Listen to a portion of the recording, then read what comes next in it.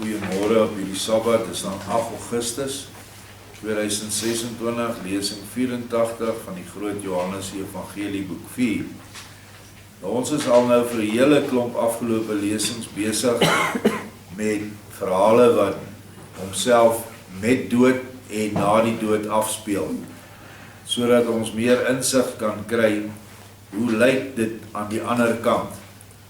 Maar een ding wat ons aflei uit al hierdie inligting is, dat daar ontelbare situasies, verskillende situasies plaasvind aan die ander kant met mense. Werklik wat Yeshua gesê, die huis van my Vader het baie wonings.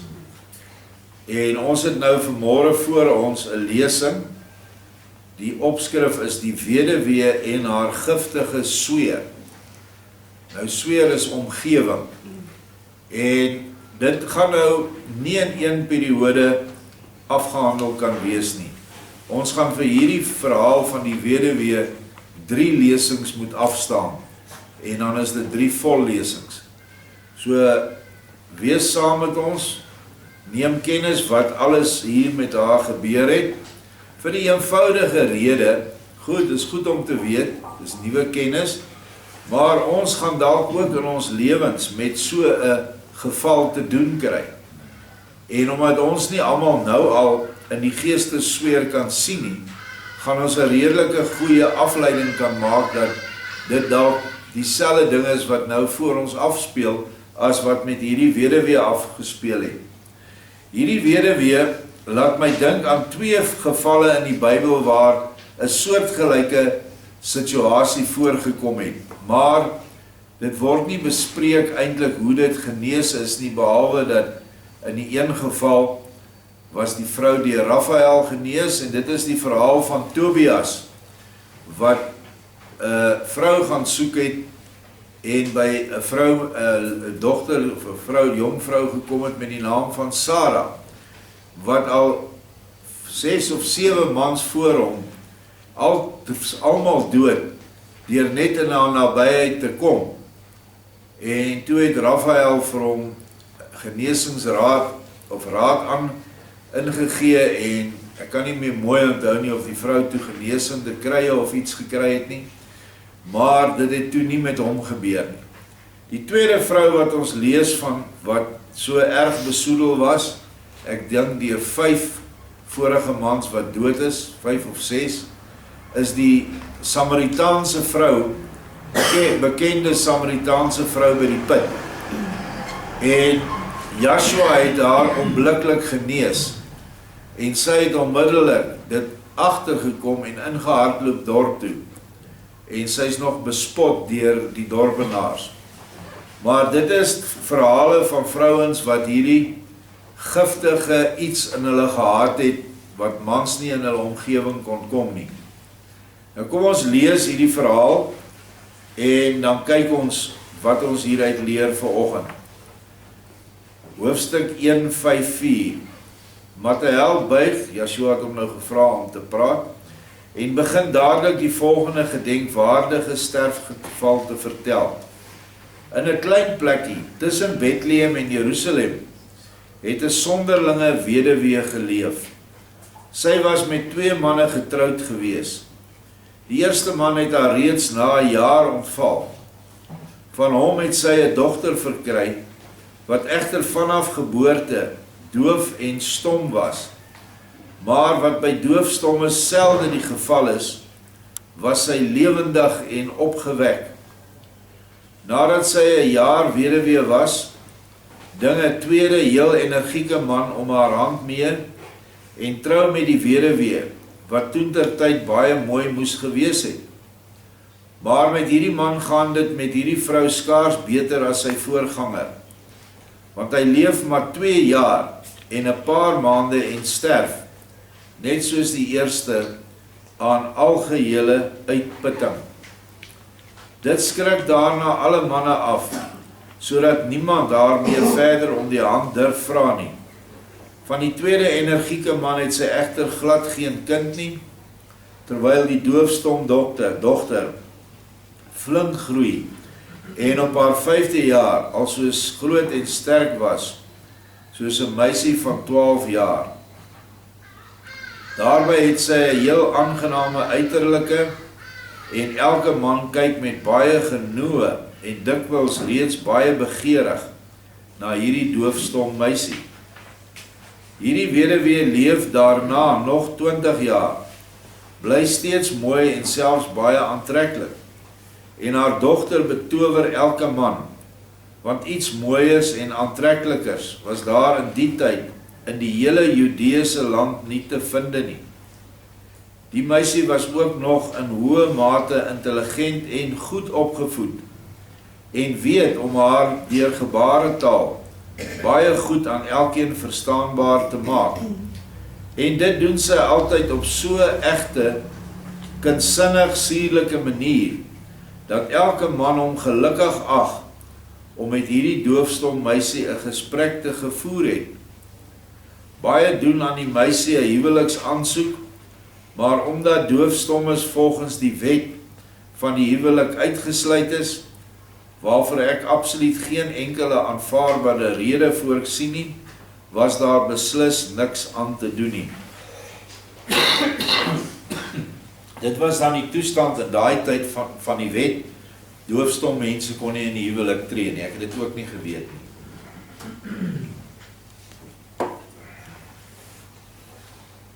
Die weduwee was ook baie vermoënd en het uitgestrekte besittings en sodoende baie knegte en diensmaagde gehad. En sy doen baie goed aan die armes.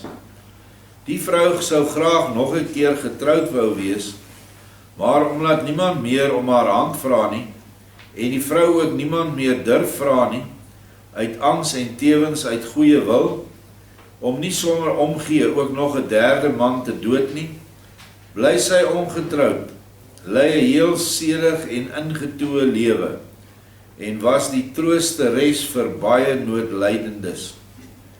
Ook het daar eens 'n Griekse geneesheer gekom, wat haar wou genees van haar vreemde merkwaardige eienskap, maar sy wys hom af en sê, soos wat sy dit later presies aan my vader vertel het, en wel, as my oorigsin goeie geheue my nie bedrieg nie met die volgende woorde: my ouers was goeie en godvrugtige mense, en ek staan as meisie bekend as 'n toonbeeld van ingetoonheid.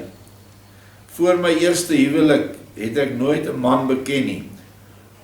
Hoe dan so 'n bose eienskap in my goed gevormde liggaam kan woon, is vir my 'n raaisel. Ek is egter aan Jahwe alleen alle lof.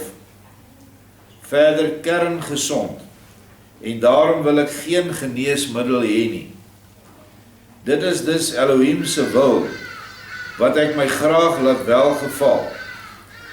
Jy, Pseudo Askelapius, kan egter gaan, anders adem ek in jou rigting, en dan is jy miskien ook reddeloos verlore, ondanks dat jy 'n geneesheer wil wees, en my graag wil help. Maar soos wat ek sien, nie eers jou eie verskriklike stroma, skildkliervergroting, kon verhelp nie, en ook nie die hink van jou linkervoet nie. 'n Dokter moet tog eers self as mens, sonder gebreke en kerngesond wees, voordat hy 'n sieke kan help. Die blakende en algehele gesondheid van die dokter, moet die sieke tog in 'n sekere mate vertroue inboesem, sodat hy kan glo dat die dokter iets kan. As die dokter egter soos 'n krepele daar staan en dan 'n gesonde wil help, is hy immers uitermate belaglik. En as hy te opdringerig word, moet hy dadelik weggejaag word. Toe die dokter hierdie aanbeveling hoor, verlaat hy brommend en morrend die huis, maar kom na 'n jaar terug en vra na die gesondheid van ons mooi weduwee en begin om haar mooie hand mee te ding. Toe word die weduwee ongeduldig en adem op 'n afstand van 3 tree die rigting van die dokter en sê, adem beteken sy blaas toe lug uit na hom toe. Gaan weg en kom nie nader aan my nie. As my asem jou raak, is jy 'n kind des doods. Nog binne 'n jaar sal jy verrot onder die aarde. Toe lag die dokter en hy suig die uitgeasemde lug met vreugde, gretig na binne, om aan die mooie weduwee te toon hoe min hy omgee vir haar sogenaamde giftige asem, omdat hy daarvan oortuig was dat daar niks meer verkeerd was nie. Die mooiste van dit alles was egter dat die weduwee self nie in die minste daarin geglo het nie, maar haar slegs maar van hierdie bedreiging bedien het, omdat die mense daardie gerug versprei het, en niemand om daaroor in haar omgewing gewaag het nie. Maar die volk het tog nie heeltemal ongelyk nie. As ons weduwee haar nie opwen oor die een of ander nie, dan was daar niks aan die gang met haar asem nie. Maar sodra sy ook maar enigsins deur iets driftig word, was dit by haar nie uit te hou nie. Wie dan te veel van haar asem inasem, leef nie 'n jaar langer nie en was 'n kind des doods. Hy teer op 'n bepaalde manier weg en alles wat hy daarteen gebruik, ook al kom dit van 'n betroubare dokter wat letterlik wondere kon verrig, was verniet. Met ysere hardnekkigheid gaan die kwaal verder en die sieke gaan onherroepelik daaraan ten gronde. En so gaan dit ook werklik met ons Griekse dokter. Hy word weldra sieklik en verander binne 8 maande in 'n miserabele en totaal uitgeteerde lijk, vergeleke waarby het ongeveer 3000 jaar oude Egiptiese mummie nog heel wel gevoed was. So dit is regtig baie sleg met die ou gelyk, basies net 'n geraamte. Weldra hoor ons weduwee daarvan, en die mense fluister haar van verskillende kante in die oor, dat sy voor die gereg moes kom. Die weduwee trek haar dit baie aan, sy begin ten slotte self sieklik te word, en laat weldra my vader haal, wat natuurlik vir my, as sy onbeerlike siener, saamneem om deur my sienersgawe iets by hierdie merkwaardige vrou te ontdek. Ons gaan baie versigtig die huis van hierdie vreemde vrou binne en vind haar vermoeid en uitgeput in die bed lê. Haar doofstom, maar verder werklik hemelsmooie dogter en 'n paar ander jong vroue was by haar en het haar versorg. Wel moet hier opgemerk word dat haar eienaardige asem slegs vir manne, maar nooit vir vroue en meisies gevaarlik was nie. My vader sê toe hy met enigstens ingehoue asem die kamer binne gaan: "Hier is die bestelde dokter uit Jerusalem, wat verlang die bekoorlike weduwee van my." Toe sê die weduwee: "Wat sal 'n siekte anders van 'n dokter verlang as dat sy gesond word? Help my as u kan." My vader sê: "Staan my toe dat ek u vir 'n tyd waarneem. Dan sal ek wel sien of u nog te help is of nie." Die weduwee antwoord: "Doen wat u goed dink." Toe sê vader in Romeins aan my, dis nou Matthäus se pa. Daai woord vader moet nie hoofletters wees nie. "Let op of jy hier iets kan raak sien, want haar siekte moet 'n baie spesiale oorsaak hê." Ek span my nou dadelik in om iets te sien, maar kon aanvanklik niks raak sien nie. Dit wil sê niks geesteliks en onheilspellend nie. Want hy kan nou in die geestesfeer kan hy sien. Maar na ongeveer 'n uur ontdek ek 'n blouagtige damp wat op bo die bed van die weduwee versprei, en vra my vader of hy ook iets daarvan sien. Hy ontken dit en maak daaruit die gevolgtrekking dat dit al iets buitengewoons was. Ek sit my waarneming met die grootste opmerksaamheid voort en ontdek in hierdie blou nevel weldra 'n groot aantal ongeveer vingerlange klapper- en ringslange. Klapperslang, wat is dit? Noem hulle in Amerika? 'n rattlesnake. rattlesnake. Kleintjie, so lank soos 'n vinger, wat in die blou nevel soos visse in die water rondswem. Hierdie ondiere kronkel ontsettend en vorm die een ring na die ander en flits vreeslik met hulle staaltonge. Maar bo die in 'n sekere sin vaste nevelkring beweeg geen van die talle ondiere nie. Ek maak my vader dadelik daarop attent en gee hom my mening te kenne, dat dit in elk geval nie baie aan te beveel was om te naby aan die bed te kom nie. My vader deel dadelik my mening, maar hy vra my ook of ek nie die een of ander middel te wete kon kom, waarmee die weduwee gehelp sou kon word nie. Nou in die verlede het engele hierdie Mattheël bygestaan en wel vir hulle raad gegee oor medisyne vir siektes. Hoofstuk 155, Slanggif as geneesmiddel. Mattheël praat verder. Toe ek daar diep in gedagtes versonke staan, hoor ek asof iemand dit in my oor fluister. Vang 'n klapper en 'n ringslang, kap hulle kop af, kook hulle goed en gee die sop of die bouillon daarvan aan die weduwee om te drink, en maak aan haar duidelik dat die regbank, waarvoor sy ontsettend bang is, haar verseker nie kan veroordeel nie. Dan sal sy dadelik weer gesond wees. Maar as in die toekoms iemand deur haar giftige asem siek word, laat hy dan daarvoor sorg dat hy 'n dun vleissop van die genoemde slange kry, waarmee ook die ou Askelapius sy wegterende siektes genees het, en hy sal dadelik heeltemal genees. Die genoemde slange vind mens baie dikwels op die suidelike hellings van die Horeb. Hierdie raad, wat ek Mattheël duidelik hoor, bring ek direk in kort bewoordings aan my vader oor. Buite homself van vreugde sê hy dadelik aan die weduwee, dat sy haar nie verder moet bekommer nie, want hy sou haar graag help.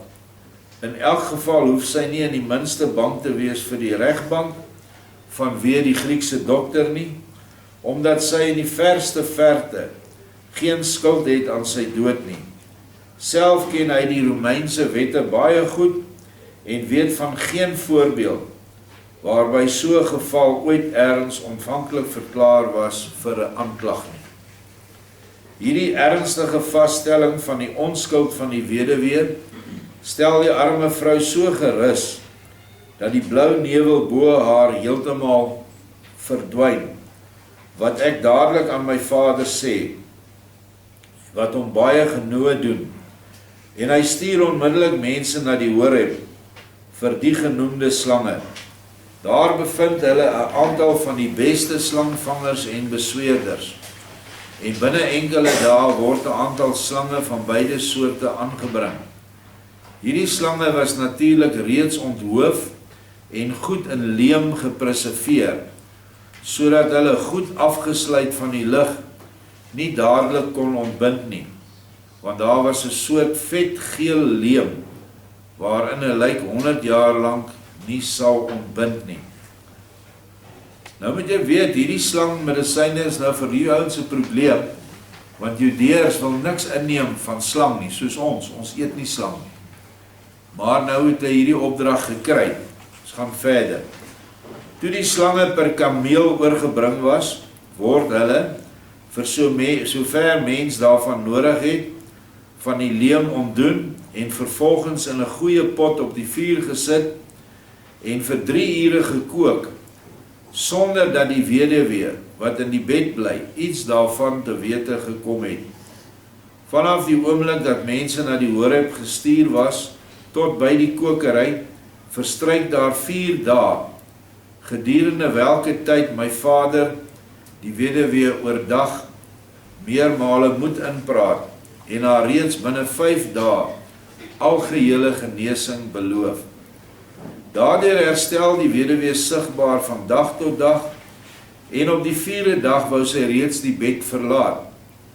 Maar my vader wou haar in verband met die bereiding van die slangbouillon nie uit die bed laat gaan nie, want as sy iets sou gesien het, sou daar waarskynlik geen sprake van volledige genesing gewees het nie.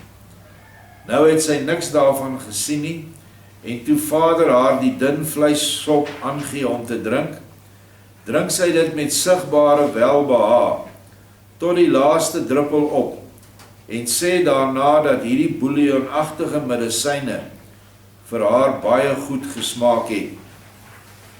My vader laat haar na 'n paar uur die dun vleissop nog 'n keer gee, en die weduwee begin daarop so goed te voel, dat sy die 4de dag nauweliks om in die bed te hou was. Maar op my vader se streng voorskrif, moes sy in elk geval nog die halwe 5de dag, sedert ons aanwesigheid daar in die bed bly, waarna sy toe heeltemal verkoop en volkome gesond die bed verlaat.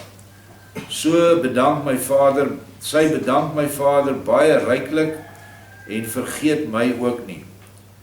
Toe ons vertrek, vra sy my vader vertroulik of hy die Griekse dokter geken het en of hy haar dalk ook met haar siekte ook kon gehelp het. Maar my vader sê, die miserabele kwaksalwer het ek baie goed geken, maar hy het regtig nooit iemand gehelp nie, behalwe in die graf in. Met hierdie opmerking was die lieftallige weduwee volkome tevrede, en sy laat ons beide met baie simpatie gaan. Sorgvuldig buite sig, pak my vader nou die in leem bewaarde oorige slange in, en bind hulle op die rug van die kameel vas, tesame met ander dinge van groot waarde. Ons bestyg ook ons dromedarisse, is vir my so 'n mooi woord vir 'n kameel, is 'n Hollandse woord, 'n dromedaris, en vertrek so welgemoed terug huis toe. Maar die besondere vreemdsoortige meegenome medisyne, of met die besonder vreemdsoortige meegenome medisyne, het my vader later nog baie wegkwynende siekes gehelp, en daardeur baie geld en 'n groot reputasie verwerf. Natuurlik was hy daarom nie baie geliefd by die tempeldienaars nie, en ewemin by die Essene, maar die Romeine het des te meer respek vir hom, verleen hom alle moontlike beskerming, hemel sy kuns en wetenskap op, en gee hom die erenaam Asclepius Junior. Nou, as jy die verhaal van Asclepius ken, dan is dit nie eintlik so 'n mooi naam nie. Asclepius is die naam van 'n spesifieke demoon, is eintlik 'n seksuele demoon. Sodra die voorraad slange by my vader egter op was, laat hy dadelik weer 'n aansienlike besending van Horeb afkom en genees daarmee die wegkwynendes, waarvan werklik niemand gesterf het nie. Nou ja, dis die eerste deel van die verhaal. Soos ek sê, is nie baie iets geesteliks in, wat ek kan nie 'n voorbeeld kry wie hierdie weduwee voorstel nie. Miskien kan iemand ons in die volgende lesing help. Maar hierdie ou praat in die teenwoordigheid van Joshua, en nêrens het Joshua enigstens gesê dat hierdie manier van behandeling nie meer vandag gebruik kan word nie. Wat in daardie slangvleis of in die slangsous is, sal ek nie weet nie, maar dit maak iets wat baie onheilspellend in hierdie vrou teenwoordig was, maak dit dood. En dit is sekerlik nie abnormaal nie, want baie genesingsmiddele word van diere, insekte en ander goed getrek, vandag nog. Maar dit word verbloem, jy weet nie wat jy mee genees word nie. So, dit is 'n interessante siekte, dat dit net mans affekteer, en dat dit net ernstig 'n nevel vorm om haar, wanneer sy driftig word, wanneer sy opgewonde is. En as sy dan blaas, dan blaas hy basies daai blouerige of perswolk, wat niemand nou die kleur van kan sien, die blaas hy dan in die rigting van 'n man, hy asem dit in en hy teer weg. So dit moet iets wees, en hy het dit beskryf, klein slangetjies, wat heel moontlik dan mikroorganismes is, wat ons vandag klassifiseer onder bakterieë, parasiete, larwes of virusse. Dis wat ons dit vandag noem. Ek kan maar net dink dat dit is daardie tipe goed wat dan opgelos is in hierdie atmosferiese wolkie en wat dan die liggaam binne gaan en dan die liggaam aanval en laat wegteer. Hoekom dit nie met vrouens werk nie, sal ek nie weet nie. Ons sal vorentoe kyk of hy dit verduidelik. Maar hier is nie eintlik veel meer om oor te praat nie, behalwe dat dit 'n mooi verhaal is met 'n mooi einde. Dis al wat ek kan sê oor die volgende hoofstukke. Baie dankie. Amen.